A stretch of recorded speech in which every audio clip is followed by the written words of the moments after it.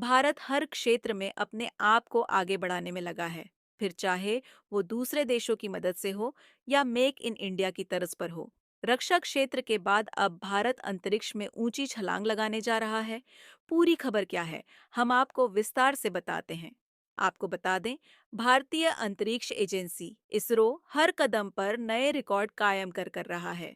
Chandrayaan 3 mission की सफलता के बाद अब गगनयान प्रोजेक्ट की तैयारी जोरों से चल रही है।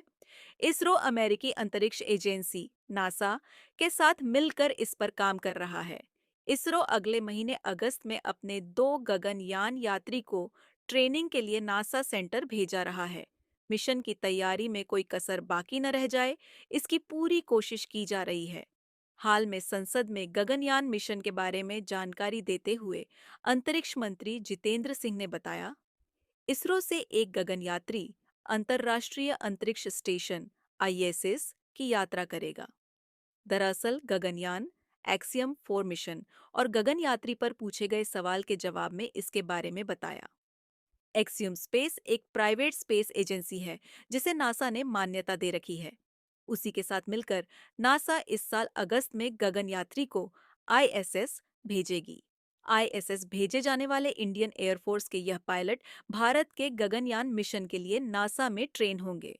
नासा का कहना है कि अंतरिक्ष एजेंसी और एक्सियम स्पेस ने अंतर्राष्ट्रीय अंतरिक्ष स्टेशन के लिए चौथे निजी अंतरिक्ष यात्री मिशन के लिए एक आदेश पर हस्ताक्षर किए हैं, जिसे फ्लोरिडा में एजेंसी के कैनेडी स्पेस सेंटर से अगस्त 2024 में लॉन्च होना है। आपको बता दें, इसरो की अंतरिक्ष यात्री सिलेक्शन बोर्ड ने एयरफोर्स के 4 ट्रेनिंग पायलटों को गगनयान मिशन के लिए चुना था। इसरो के तिरुवनंतपुरम स्थित केंद्र पर आयोजित कार्यक्रम में इन 4 अंतरिक्ष यात्रियों को देश से मिलवाया गया। भारतीय वायुसेना से चुने गए इन 4 अधिकारियों के नाम हैं: group captain Prashant Balakrishnan Nair, group captain Ajit Krishnan, group captain Angad Pratap और विंग कमांडर शुभांशु शुक्ला। प्रधानमंत्री नरेंद्र मोदी और इसरो चीफ एस सोमनाथ ने उनकी वर्दी पर सुनहरे पंखों की डिजाइन वाला बैज लगाते हुए उन्हें भारत का सम्मान बताया था।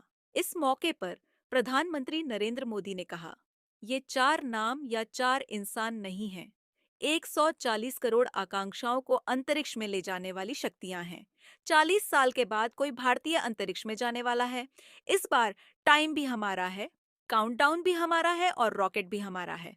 अधिकारियों ने बताया है कि इन अधिकारियों को मुश्किल शारीरिक और मानसिक परीक्षणों से गुजरे एयरफोर्स पायलटों के एक बड़े समूह से चुना गया है। मंत्री ने अपडेट साझा करते हुए कहा, गगन यात्री प्रशिक्षण कार्यक्रम के 3 में से 2 सेमेस्टर पूरे हो गए हैं। स्वतंत्र प्रशिक्षण सिम्युलेटर और स्टेटिक मॉकअप सिम्युलेटर का निर्माण किया गया है। ये यात्री कोरोना महामारी के दौरान रूस से स्पेस फ्लाइट की ट्रेनिंग ले चुके हैं। इन अधिकारियों ने रूस में 13 महीने तक कठिन ट्रेनिंग की है और अब भारत में भी उसी ट्रेनिंग को जारी रख रहे हैं। फिलहाल बेंगलुरु में इसरो सेंटर में दूसरी ट्रेनिंग कर रहे हैं। सिंह ने गगनयान मिशन के बारे आगे बताया, गगनयान मिशन के 3 फेज में ट्रेनिंग होनी है, जिसमें से 2 पूरा हो चुका है। आपको बता दें, गगनयान परियोजना भारत का एक प्रमुख मिशन है, जिसमें 3 सदस्यों के दल को 3 दिवसीय मिशन के लिए 400 किलोमीटर की कक्षा में प्रक्षेपित करने के बाद सुरक्षित रूप से पृथ्वी पर वापस लाकर मानव अंतरिक्ष उड़ान क्षमता का प्रदर्शन करने की परिकल्पना की गई है। भारत की अंतरिक्ष एजेंसी इसरो इस मिशन की तैयारी के लिए लगातार परीक्षण कर रही है। पिछले साल अक्टूबर में हुए एक अहम परीक्षण में सामने आया कि रॉकेट में गड़बड़ी होने पर चालक दल सुरक्षित बाहर निकल सकता है। इसरो के मुताबिक 2024 में एक टेस्ट फ्लाइट रोबोट को अंतरिक्ष में ले जाएगी। इसके बाद 2025 में अंतरिक्ष यात्रियों को ले जाया जाएगा। इस परियोजना पर होने वाला कुल खर्च 90 अरब रुपए है। चलिए, अब आपको गगनयान मिशन की लॉन्चिंग के बारे में बताते हैं। दरअसल गगनयान मिशन में गगनयान यात्रियों को ले जाने वाली स्पेस व्हीकल मानव चलित सॉलिड लिक्विड प्रोपल्शन पर आधारित है और यह उड़ान के लिए पूरी तरह से तैयार है। C-32 क्रायोजेनिक स्टेज भी लगभग पूरा हो चुका है। क्रू और सर्विस मॉड्यूल की तैयारी पूरी हो चुकी है। सिंह ने आगे बताया कि मिशन की तैयारी फुल स्पीड मोड में है। गगनयान मिशन के 2025 में लॉन्च होने की उम्मीद है। अगर भारत अपनी इस परियोजना में सफल होता है, तो वह अंतरिक्ष में इंसान पहुंचाने वाला चौथा देश बन जाएगा। इससे पहले सोवियत संघ, अमेरिका और चीन ने अंतरिक्ष में इंसान पहुंचाने में सफलता हासिल की है।